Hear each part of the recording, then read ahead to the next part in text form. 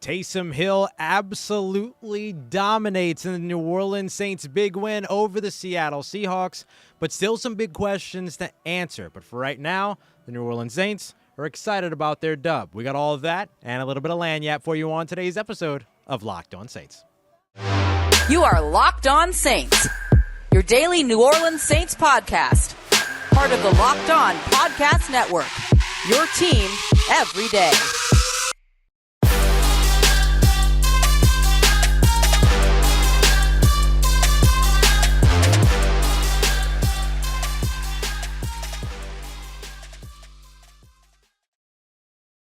What is good, Who Dat Nation and Who Dat family? Welcome into another episode of Locked On Saints, a POSTCAST live episode of Locked On Saints here, part of Locked On Podcast Network, your team every day, your daily podcast covering your favorite team, the New Orleans Saints. Appreciate you, as always, making Locked On Saints your first listen of the day every day. Don't forget, we're free and available on all podcast apps and on YouTube as well. Hello, YouTube.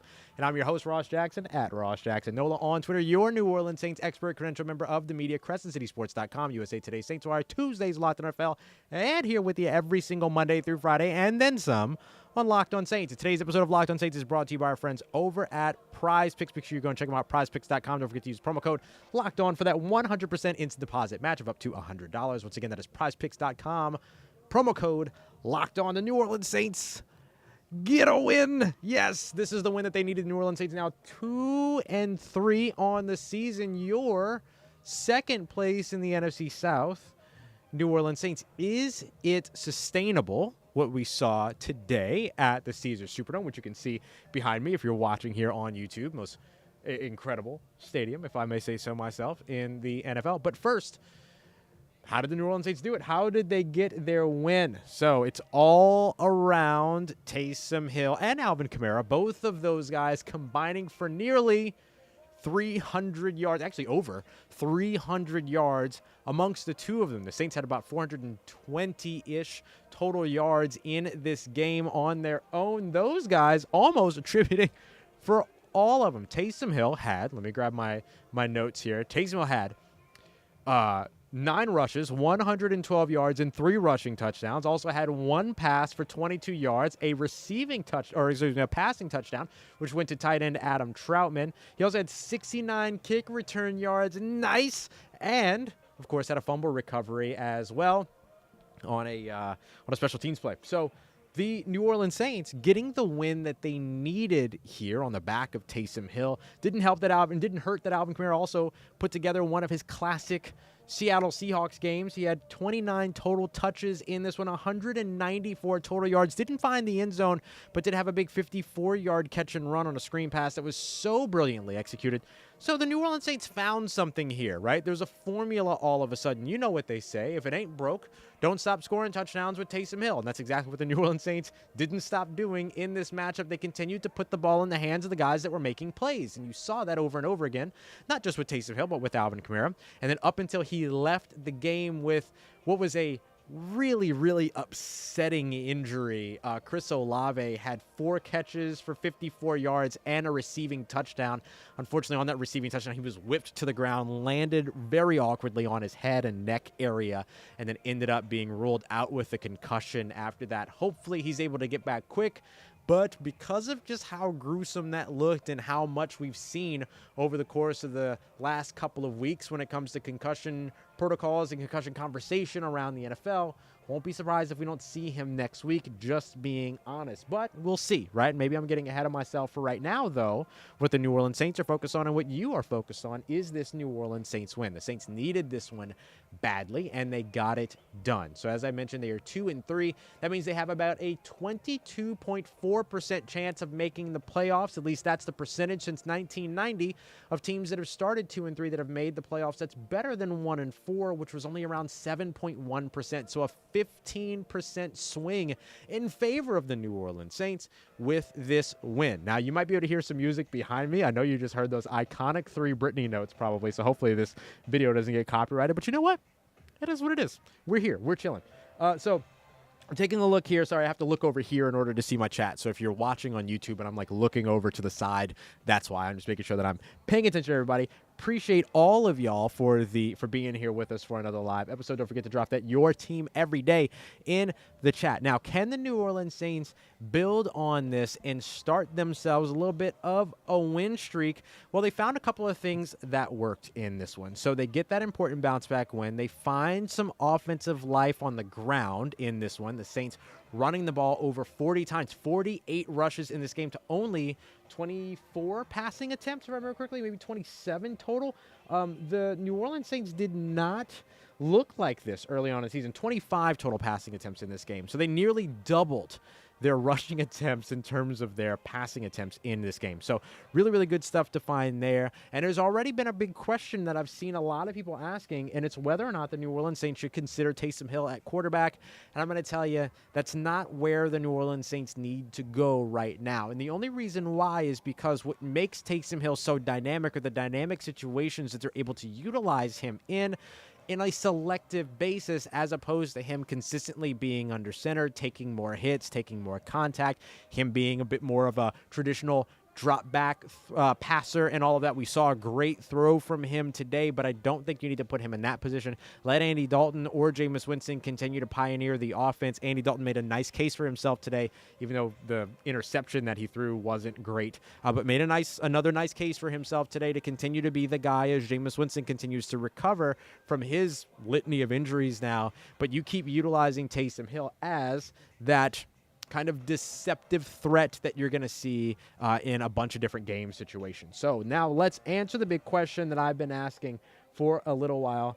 Somebody's asking about a view of the field before we shut down. I will try to do that without breaking my equipment. I will try to get that done for you here on today's POSTCAST episode. Okay, coming up next, let's answer the question, is this sustainable, what we saw from the New Orleans Saints today? I'm going to tell you why it's not, but what is, because it's all within reach. We got that coming up for you as we continue on with our POSTCAST live episode of Locked On Saints. Before we continue on, though, I want to tell you about our friends over at PrizePicks. Today's episode is brought to you by our friends at PrizePicks.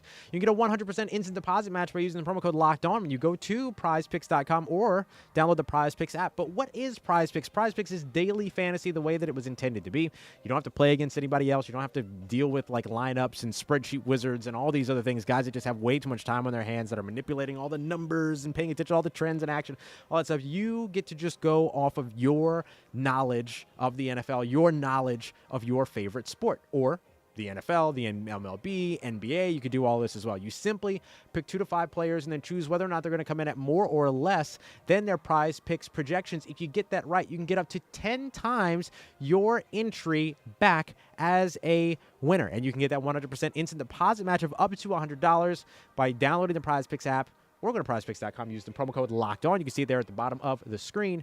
That's going to be up to $100. So you deposit $100, PrizePicks will match $100. You can deposit $50, they'll match $50. You get the idea. So head over to PrizePicks.com today or download the PrizePicks app. Don't forget that promo code LOCKEDON so you can get the 100% instant deposit match up to $100. Also want to tell you about our friends over at Built Bar, best tasting protein bar on the market, and their cookie dough chunk puff bar right now is one of my absolute favorites, around 160 calories, but a whopping 15 grams of protein. That's in a marshmallow bar, y'all. Yes, they found a way to infuse marshmallows with protein. Really incredible stuff that they're doing over at Built Bar. I don't know how they do it, but they do it, and they do it well. Doing it well. That should be Built Bar's motto there. It's not, though. It's that it's the best tasting protein bar on the market, because that's exactly what it is. Trust me, I've tried every protein bar. Name one. Go ahead. Tried it. Hate it. Built Bar. That's the way to go. See what I did there? All right. So go ahead and check them out, built.com. Don't forget to use promo code LOCKEDON15, LOCKEDON15, so that you can get 15% off of your next order. Once again, that is promo code LOCKEDON15 for 15% off over at built.com. All right, we are continuing on with our POSTCAST live episode of Locked On Saints. Thank you, everybody, for being here. We got 134 people up in the Chizzy right now, so I appreciate y'all very much for being here. It was the game all about Tay Hill. It really was. I mean, it was all Taysom Hill's game in this one. He was absolutely phenomenal. Alvin Kamara was absolutely phenomenal, which is what we're used to seeing when it comes to him and the Seattle Seahawks. Anyway, the Saints did find something, but is it sustainable? I'm going to tell you why it's not. The thing that's not sustainable is giving up 6 plays on the defensive side 20-plus yards or more, 3 of those resulting in touchdowns. The big 50-yard DK Metcalf touchdown, the big 20-plus, 30-plus yard Tyler Lockett touchdown, and then the big Kenneth Walker run where there was just space on space on space on space. Yeah, I could have picked up at least 6 yards on that play, and that's saying something because I am not Kenneth Walker, and I am not, even as much as an amateur athlete, I am not any kind of athlete, let alone a pro athlete. So when it comes to the New Orleans, yes, the Who Dat Nation was exactly electrified in it. So the when it comes to to sustainability of this game, you can't take this game one for one and say, okay, the Saints can go on a win streak now, because you have the Cincinnati Bengals on the way. You've got Jamar Chase, you've got T. Higgins, you've got who am I trying to think of? Tyler Boyd. You've got Devontae Adams right on the way. You've potentially got DeAndre Hopkins on the way. You're not going to be able to win games if you're giving up these big explosive plays. But we saw the Saints get their offense fixed in this one. 39 points. They scored 17 points in the first half. That was monumental for this team, right? Just to see them score 24, I was like, hey, the Saints scored 24 points in this game.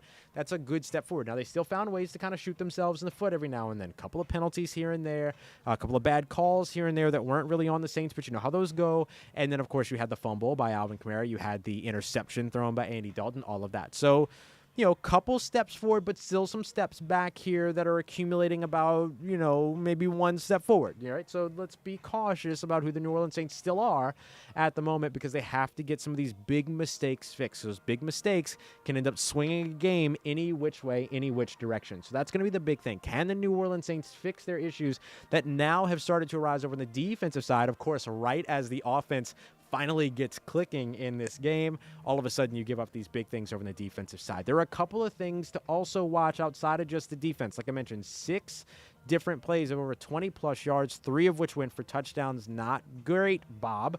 Up next, you also have the health question marks. Chris Olave with that concussion. You also have Marshon Lattimore leave with an abdomen injury and not return as well. Those are going to be big ones to watch over the course of the week. Good news, though, for the New Orleans Saints. According to reports over at ESPN, Michael Thomas, New Orleans Saints all-pro wide receiver, is expected to be back next week, or it's expected that he could make his return next week against the Cincinnati Bengals. Let's say it that way. That would be great news for the New Orleans Saints to get Michael Thomas back. You want to have your full complement of receivers. The Saints didn't have Jarvis Landry today. They lost Chris Olave partway through. They didn't have Michael Thomas. They basically had their 2021 wide receiver core out there, minus Deontay Hardy, who also suffered an injury during this game. So you want to see them at least get Jarvis Landry back, at least get Michael Thomas back before their next matchup next weekend here in the Superdome. The other thing to consider, too, of course, here is on the defensive side. We're talking about those big explosive plays being given up, which is Saints have been giving up a lot of explosive plays. Marcus May, again, not in the lineup in today's game. And P.J. Williams was on injured reserve. Justin Evans was the guy back there, but when the Saints went into certain sub-packages, Justin Evans bounced inside while J.T. Gray played deep. I mean, these guys were effectively 4 or 5 safeties deep in this game that could play one of the reasons why you didn't necessarily have the safety play that you're used to having. So if they get number 6, Marcus May, back next week, along with also getting Michael Thomas, along with also getting Jarvis Landry back on the offensive side, they have some firepower. They have some ways to stop the firepower on the way, or at least put a little bit of a cap on it. So they need to eliminate those explosive plays. If they can do that, then all of a sudden, yes, this is a sustainable model for the New Orleans Saints to win. Run game, defense, those are things we're used to seeing the New Orleans Saints do. But if they can't limit the explosive plays and they continue to have issues there, it's going to be a long, long season of ups and downs for the New Orleans Saints and their win-loss records. The New Orleans Saints right now 2-3, knotted up right in the middle of the NFC South Division with the Atlanta Falcons, who got absolutely shafted today on a really terrible roughing the passer call on Tampa Bay. How's it feel, Atlanta? Must suck. But when it comes down to the New Orleans Saints, they're still in the thick of this. They're still in this conversation, but what we saw today, not necessarily sustainable. But if you can get some of those big defensive pieces back, or some of those big pieces back, Marcus May in particular to help you with the explosive plays, Michael Thomas and Jarvis Landry to help you continue to create the explosive plays, even if you're without Chris Olave for a little while, that makes a big difference for the New Orleans Saints. You're also watching how much longer do the Saints continue to roll with Andy Dalton while Jameis Winston continues to get healthy. How much longer does Jameis Winston need? What's the conversation at quarterback as well? So a lot there, but expect to see a lot more Taysom Hill. Expect to see a lot more Alvin Kamara in the upcoming games for the New Orleans Saints. All right, coming up in just a little bit later on tonight, we'll have our full Monday episode of Locked On Saints, breaking this game down a little bit further. This was kind of our initial kind of thoughts, reaction, all that, but we'll dig a little bit deeper into what went right for the New Orleans Saints and how they still have to answer the big questions that lie before them. We've got that coming up for you as we continue on all throughout the week here at Locked On Saints. I appreciate y'all, as always, for being here for another episode, for being here for this live postcast episode. I will see you here very, very soon. Thanks for making us your first listen of the day every day. Appreciate everybody here live in the chat, or if you're catching it later, you know I appreciate and love you too. For your second listen today, make sure you go and check out the Peacock and Williamson NFL show after you check out our second full episode of Locked On Saints as well. Get everything you need to know around the NFL in less than 30 minutes. Appreciate you, as always, for making me a part of your day, part of your routine, saying yes to me and the show. As always, if you see me, say hi. And if you need anything else around your New Orleans Saints, make sure you are following along on Twitter at Ross Jackson, N-O-L-A. Hit me up. Let me know how the family's doing. Let me know how you're living. Let me know how your mom and them. And trust you, that nation. I'll holla at you. Oh, and you know what? I didn't forget. Here you go. Here's a little shot of the field before we're out of here. Yeah, buddy. Enjoy the win, family. Enjoy the win. Much love. See y'all here soon.